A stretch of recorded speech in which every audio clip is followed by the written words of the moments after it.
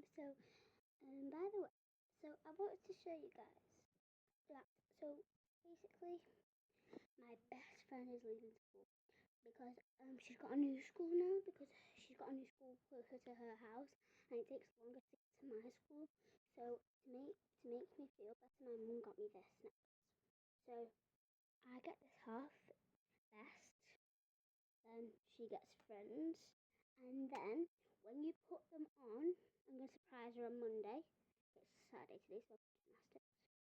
And I've got a TikTok account now, so yeah, they connect together. Wait, I can't show you. It's hard to do, but yeah, let me get it together. It's like this.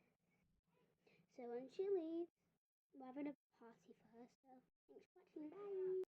Oh, and today I'm not gonna be doing Get Ready With Me on YouTube thing. I'm gonna do it on TikTok. So we're gonna do it like so. Next week it's you. Next week it's TikTok. No, so like this week it's TikTok.